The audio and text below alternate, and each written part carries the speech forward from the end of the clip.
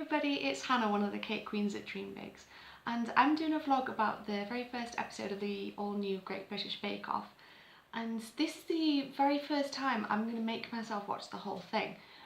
Now I've got a business, I thought it might be quite interesting for you guys to sort of see my perspective and my thoughts on it. The reasons why I've never really watched it 100% religiously before is because it makes me very stressed out, and I'll go into that a little bit more later. So first thoughts on the whole episode. The intro was very Mighty Boosh and a bit weird. Like, if you've ever seen Mighty Boosh, you'll know what I mean. And obviously that's a very easy comparison because Noel Fielding was in the Mighty Boosh. I'm not 100% sold on the banter between Noel and Sandy Toksvig yet, but it's only the first episode, so they'll probably need like a little bit of time to kind of get into the groove with each other, know how to bounce off each other, because with Mel and Sue before, like, they'd known each other for years, and so like it was a very natural thing for them to kind of riff off each other. Noel is very good with the contestants though, I felt.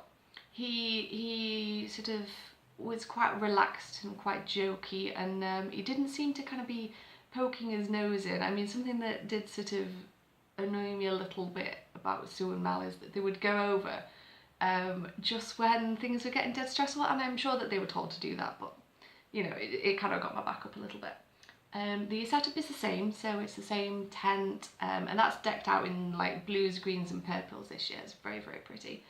And one thing that continues to bug me, where is the washing up? As any chef knows, like, if you are lucky enough to have a KP, that is great. If you don't, then washing up is a very big part of your job, and it's a pain, and it just really annoys me that they don't show that, and I realise that it's not very interesting, but yeah. And also where they keep the supplies as well, like there must be a massive refrigeration unit somewhere. And how do the contestants order what they need as well? Anyway, I'll go into that a little bit more. New George, Prue Leith.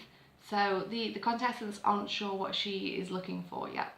And it turns out that she looks for taste, which might be an obvious thing to say, but I would argue that Mary Berry looks for texture quite a lot, like the texture being right, and then the taste would be secondary a lot of the time. So she likes it when all the parts of the cake are edible, and my brother will stand by this. He doesn't like it when you can't eat a cake. He doesn't think there's a lot of point in it, and I completely agree with him. First challenge, that was a cake with fruit in, not dried fruit, fresh fruit. And the dangers of that, it sounds a very simple thing, but you can have the fruit sinking, which I don't think we came across. You can have it bleeding into the sponge and the icing.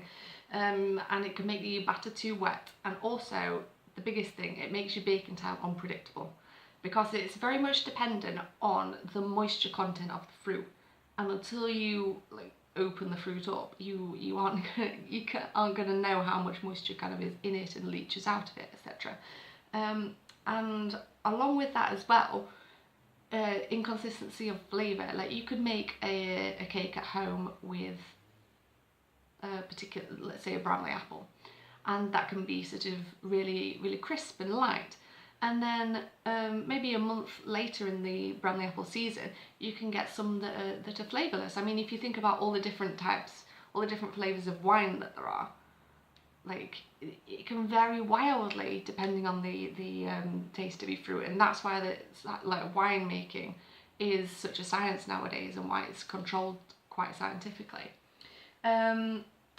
So Jan has the dubious honour of the first baking fail, which is not like, it wasn't sort of a super big one for me. It was just not turning the oven on, and when you walk into a new kitchen, like, you're not sure how the oven works, and that's fine. I don't sort of judge her on that at all. I thought it was okay.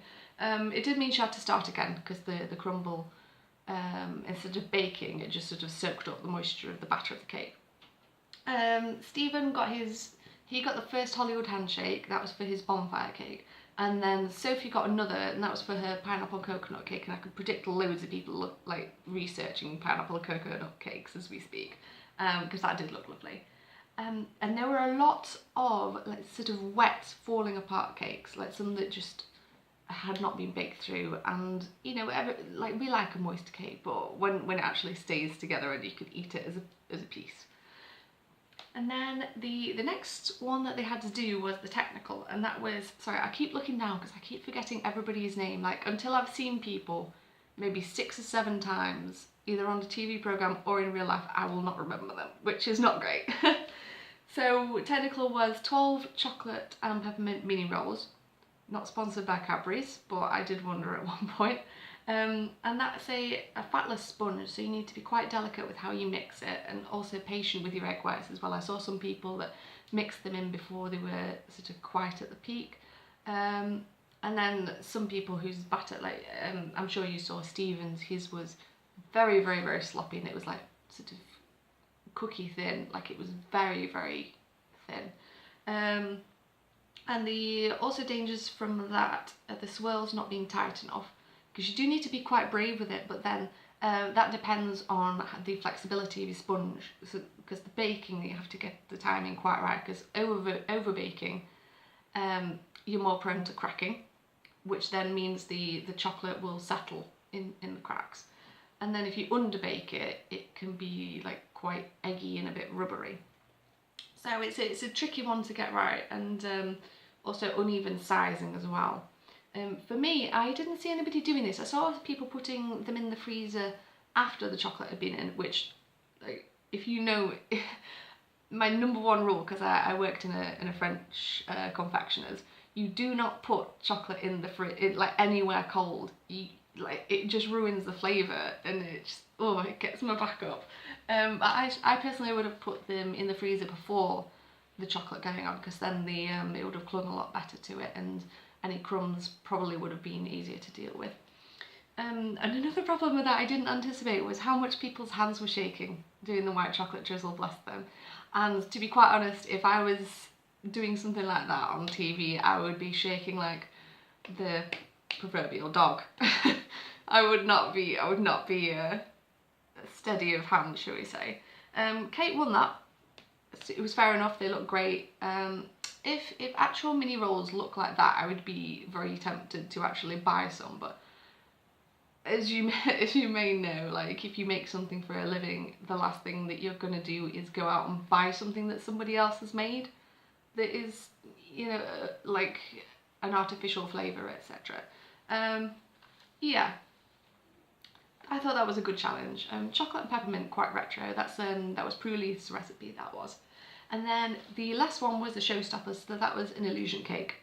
And basically it was just make a cake that looks like something else. And I can't really sort of point out too many dangers because they were all very, very different cakes.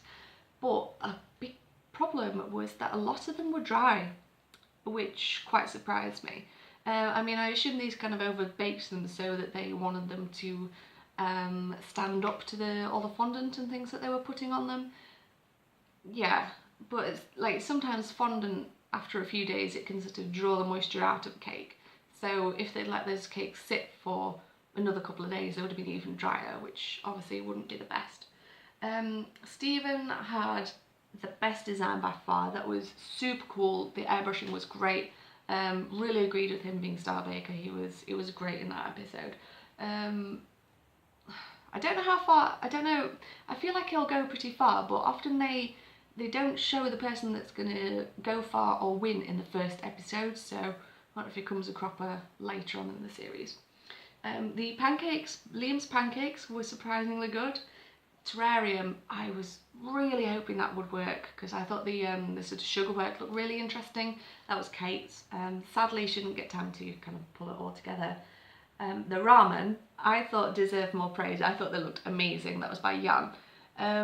Yeah, they looked awesome. I'd be happy to receive that. I was not wild about Stacey's evening bag cake like the judges went, but I have seen clutch bags that look like that, so I know what she was going for, but it wasn't quite right. It was a bit clunky, I thought.